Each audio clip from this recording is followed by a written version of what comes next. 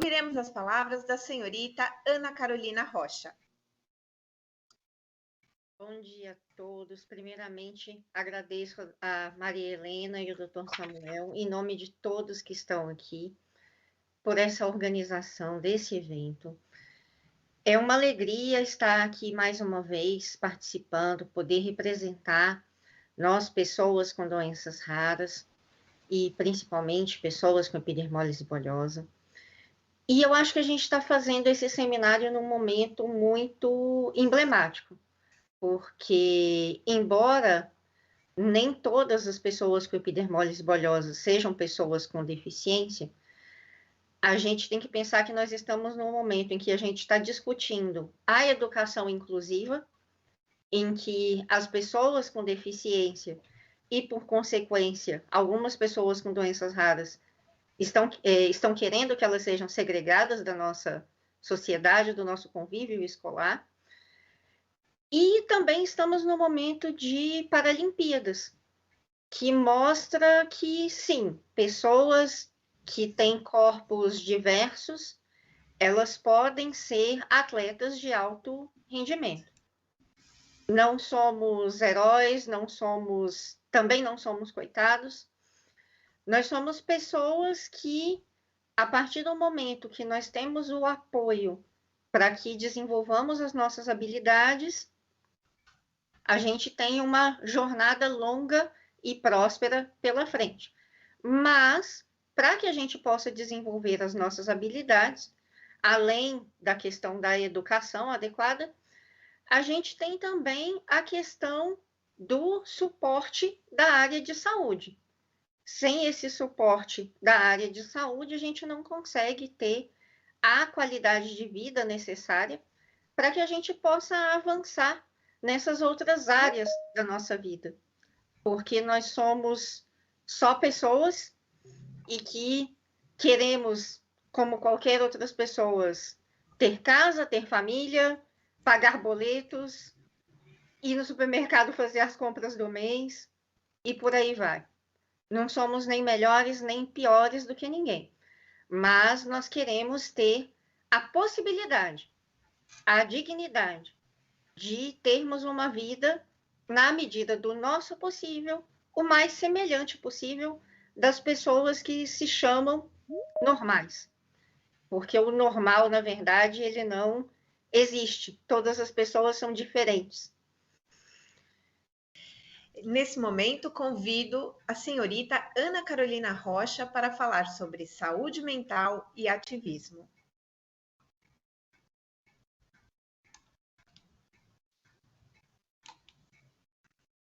Oi, gente, boa tarde a todos.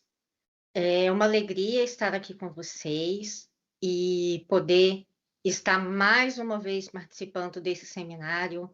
É uma alegria, só teve um deles que eu faltei por questões realmente de saúde, questões mais complexas. Então, estou muito feliz de estar aqui novamente e de poder estar todos os anos contribuindo de alguma forma com esse trabalho. Para quem não me conhece, eu sou uma pessoa de 38 anos, com epidermólise bulhosa distrófica recessiva, e tenho muitas atividades. Eu sou servidora pública federal na área de informática, mas hoje eu venho trazer aqui um outro lado profissional meu, que é o lado de terapeuta integrativa, para a gente falar sobre essa questão da saúde mental. E foi ótimo a fala da vereadora Cris Monteiro ter vindo antes, porque traz essa questão que ela trouxe de a gente sair do armário é muito importante. Eu ainda não saí totalmente do armário em alguns aspectos, ainda tem aspectos que acho que todos nós temos aspectos secretos que estamos presos dentro de um armário, mas foi ótimo trazer essa reflexão, porque é uma reflexão para mim também, para alguns pontos poder estar saindo aí do armário também. Vou compartilhar minha tela com vocês. Eu queria começar trazendo essa reflexão para vocês que eu já trouxe em até um outro seminário de EB, mas eu acho que isso aqui está muito emblemático nesse momento que nós estamos vivendo de pandemia. A gente está conseguindo viver nessa pandemia ou a gente está simplesmente sobrevivendo? Vamos fazer essa reflexão, porque a gente achou que esse momento seria um momento que iria durar 40 dias, como diz a palavra quarentena. Depois a gente achou que ia durar poucos meses, depois a gente achou que ia acabar no ano 2000, e a gente continua nesse processo. E, infelizmente, tem pessoas que ainda estão sobrevivendo até hoje. Elas ainda não tomaram a decisão de voltar a viver. Então, a primeira reflexão que eu trago para vocês é essa. Vocês já decidiram voltar a viver? E eu vou falar um pouquinho o que seria esse voltar a viver nesse momento. Esse momento nos trouxe várias mudanças. A primeira mudança foi esse medo generalizado que foi criado. Criou-se toda uma energia de medo. Todo mundo começou a vibrar, em algum momento, todos nós estamos nessa energia do medo. Principalmente as pessoas que estão muito ligadas às notícias. Não é que também a gente deva ser alienado e não acompanhar as notícias. Nós temos que acompanhar as notícias, se a doença está avançando, se está melhorando, se está piorando, como que está a vacinação, se já tem a vacinação para o seu grupo, se já é época de tomar a segunda dose, onde são os postos de saúde para você tomar a segunda dose. Essas informações importantes a gente tem que acompanhar. Mas nós não precisamos acompanhar todas as informações, passar o dia inteiro assistindo todos os jornais. Por quê? Porque isso nos cria o medo generalizado. Esse medo da doença, esse medo de sair de casa, esse medo da morte. Eu ouvi de pessoa com EB que entrou em contato comigo quando houve a questão de se abrir a vacinação para as pessoas com deficiência, para as pessoas com comorbidades. Teve pessoas que me abordaram perguntando se, no caso delas, elas já poderiam vacinar naquele momento, e eu ouvi desabafos do tipo: ai, que bom que eu já vou poder vacinar, então, porque eu estou preso dentro de casa, eu não faço mais nada na rua. E eu falava: como assim? Vai numa pracinha, vai num parque, vai num lugar ao ar livre, por favor. Então, criou-se muito esse medo nas pessoas. E isso causou esse fim da liberdade. A gente deixou de ter essa liberdade de ir e vir para onde a gente quisesse. Eu, particularmente, eu sou uma pessoa que eu gosto muito de sair. É claro que eu tenho que respeitar o meu corpo, eu tenho que respeitar o meu ritmo, mas eu sou aquela pessoa que gosta de sair, que gosta de fazer atividades sadias na rua. Ir almoçar com um amigo, ir em um show, em um lançamento de um livro, e por aí vai. E essas foram coisas que a gente ficou impedido de fazer por um certo momento. E aos poucos estão retomando com uma série de cuidados, óbvio, mas a gente ficou privado dessa liberdade. E em determinados momentos, eu creio que todos nós passamos pela situação de ter os nossos tratamentos suspensos.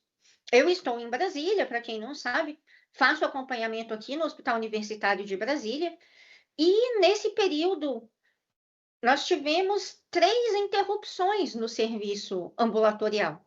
Então, quando eu estava ali começando a voltar para as minhas consultas, para as minhas revisões, ia numa consulta, marcava o retorno, aí desmarcavam o retorno porque tinha fechado tudo de novo. Então, isso comprometeu até a questão do nosso acompanhamento, dos nossos tratamentos, que algumas coisas, ok, deu-se um jeito de fazer teleconsulta, eu fiz consultas até por telefone mesmo, de profissionais que já me conhecem aí há 20 anos, então teve consulta que eu fiz por telefone, mas nem todos os profissionais, nem todas as especialidades, era possível fazer isso. Além disso, a gente passou a ter uma convivência 24 horas com os nossos familiares. E isso também traz uma série de consequências, traz uma série de consequências boas, uma série de consequências ruins, que eu vou falar um pouquinho mais na frente. Trouxe a questão dos cuidados de higiene, que, por um lado, foram muito bons, porque algumas pessoas não tinham certos cuidados básicos de higiene, como a prática de lavar as mãos, de saber lavar as mãos de uma maneira adequada e em que momentos é necessário lavar as mãos. Mas também trouxe um excesso disso. Então, por exemplo, no começo desse período, estava tão naquela coisa de lavar as mãos, lavar as mãos, lavar as mãos. É claro que o álcool acaba sendo mais agressivo para quem tem EB, então eu priorizei a questão de lavar as mãos quando possível, mas mesmo assim chegou um ponto que minhas mãos começaram a lesionar de tanto que eu estava lavando as mãos. E aí eu falei, opa, peraí, a gente tem que saber dosar as coisas. Ter a higiene, mas ter a higiene de uma maneira adequada que não vai agravar o meu quadro. Outra questão que a pandemia nos trouxe foi o uso excessivo de telas. E que tem o seu lado bom, como, por exemplo, esse seminário, todos os anos ele foi transmitido online, mas eram pouquíssimas pessoas que paravam para assistir online. Se as pessoas não viajavam lá para São Paulo para ir para o seminário, eram pouquíssimas pessoas que iriam de casa abrir para assistir o seminário. E agora as pessoas se acostumaram a isso. Mas, pegando um gancho da palestra que a Ana nos trouxe, cada vez mais nós temos as pessoas com EB mais paradas. Não só as pessoas com EB, mas as pessoas da sociedade em geral. Paradas nesse uso excessivo de telas, que traz uma série de consequências. Traz uma série de consequências motoras, porque a pessoa fica ali sentada e não se movimenta. E traz também consequências oculares, que a saúde dos nossos olhos é prejudicada. Então, nós temos que ter esse cuidado também. Ana, 5 minutos. Nossa, já? Meu Deus. Além disso, todas essas questões que nós passamos nos trouxeram consequências emocionais, como maior tensão, maior estresse, maior medo, maior tristeza, maior irritação e tudo em excesso. Além disso, houve uma hipervigilância, uma vigilância excessiva dos familiares com relação a essa questão de higiene e outras questões também, o que muitas vezes, juntando isso tudo num pacote só, nos traz conflitos familiares, juntando também com essa convivência de 24 horas com a família toda dentro de casa. Além disso, essa falta de lazer, essa falta de convívio social, essa falta de atividade física, o estudo e o trabalho prejudicados. A gente sabe que boa parte das pessoas com EB estudam em escolas públicas e muitas vezes elas não puderam, por causa de questões tecnológicas, enfim, assistir aulas online. Então, tiveram os seus estudos interrompidos, tiveram as suas questões de trabalho alteradas. E vocês já pararam para pensar que, ok, todos nós estamos vivendo isso nesse momento, adultos, crianças, jovens, mas vocês já perceberam que muitas pessoas com EB vivem a vida inteira dessa forma? Vivem a vida inteira com vigilância excessiva da família, vivem a vida inteira com medo do que vai acontecer, porque esse medo não é natural daquela pessoa, ele é implantado pelos familiares com os quais aquela pessoa convive. Vocês já perceberam que muitas crianças com EB não têm um convívio social adequado, um lazer adequado, atividade física adequado, muitas vezes não estudam, ou se concluem os estudos, não acessam o mercado de trabalho? Então, agora, talvez mais pessoas comecem a ser empáticos com a nossa situação, de que muitas pessoas com EB estão vivendo nessa situação, e as pessoas talvez começarem a perceber o quanto isso é ruim.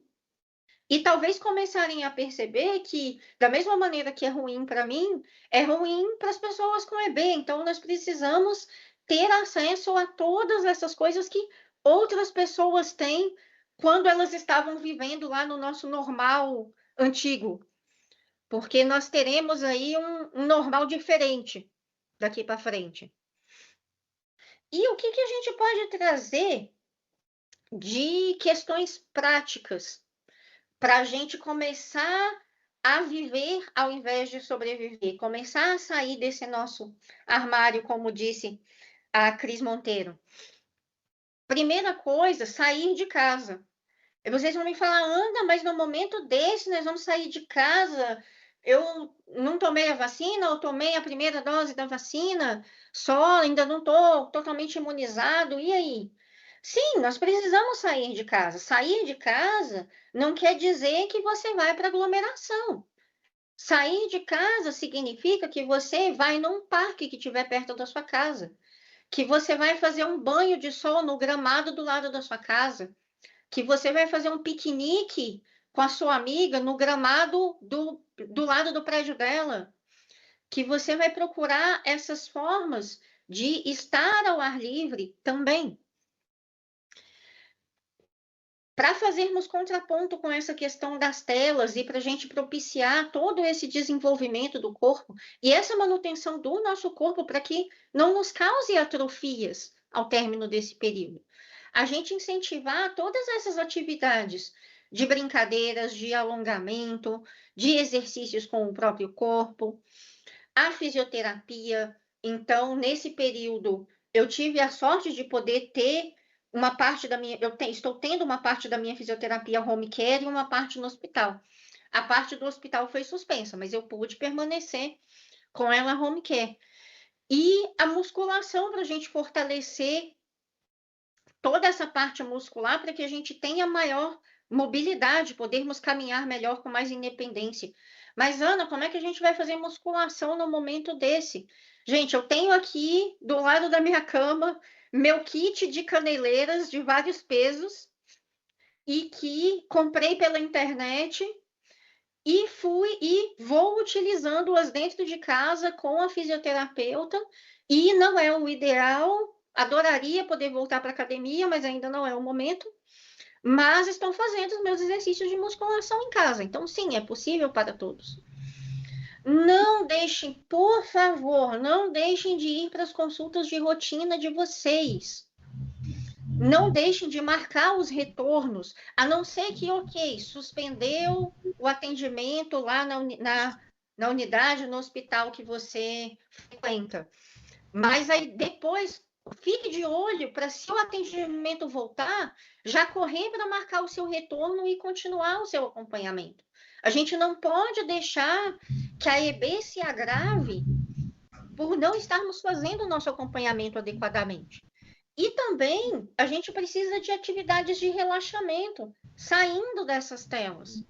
Aí a gente tem uma variedade imensa. A gente tem a Monique, que vai falar muito bem sobre essa questão da leitura de livros, logo em seguida. A gente tem a meditação. A gente simplesmente pode colocar músicas e dançar dentro de casa. A gente pode utilizar o recurso das telas para termos conversas por vídeo com os nossos amigos e assim a gente ter essa sensação de maior proximidade, sem precisar do contato físico, que nesse momento nem sempre é tão adequado. Ana, precisa concluir. Ok, 2 minutinhos. E, principal, vamos procurar acompanhamento psicológico, acompanhamento terapêutico, porque saúde mental não é frescura. Muita gente acha que é frescura. Existem diversos serviços que fornecem esse acompanhamento gratuito ou a preços populares. Então, é possível para todos, e hoje em dia, com a possibilidade dos atendimentos online, você não precisa se deslocar para algum local para fazer esses atendimentos. E eu quero encerrar falando sobre algo muito importante, que é a técnica do TBC. Alguém tem alguma ideia do que é o TBC? O TBC é simplesmente tire o bumbum ou qualquer outra palavra com B que vocês pensarem aí da cadeira. a gente não vai viver, a gente não vai crescer, a gente não vai ter uma vida ativa enquanto pessoas com EB se a gente não retirar o bumbum da cadeira. A gente tem que se levantar e fazer acontecer. Mesmo que nesse momento o fazer acontecer precise ser mais online. Então, no ano passado, eu já vinha com um grande anseio de que muitas coisas que a gente via sobre EB eram sempre informações trazidas por profissionais de saúde ou por familiares, dificilmente eram pelas pessoas com EB. Dificilmente as pessoas com EB tinham voz. Este evento é uma exceção, porque este evento foi um evento que sempre deu voz às pessoas com EB, e isso eu tenho que parabenizar imensamente. Então, juntando alguns anseios meus, no ano passado, eu acabei fundando um grupo que é o Ativismo EB, e que hoje nós somos 6 mulheres maravilhosas falando de EB, falando do nosso dia a dia, falando de preconceito, falando de capacitismo e mostrando que nós temos uma vida como quaisquer outras pessoas. Então, eu peço que vocês acompanhem tanto o meu trabalho quanto o trabalho do Ativismo EB nas redes sociais. Então, eu deixo para vocês o meu YouTube, Ana Carolina Rocha, tudo junto, sempre Ana com 2 N's, meu Facebook e Instagram, Ana Carol F. Rocha, e o Facebook e o Instagram do Ativismo EB. Nós estamos sempre de portas abertas para receber todo tipo de sugestão que nos seja bem-vinda, porque a gente quer criar esses conteúdos para que as pessoas com EB se vejam nesses conteúdos. Desculpa aí por eu ter passado um pouquinho do tempo e gratidão a todo mundo.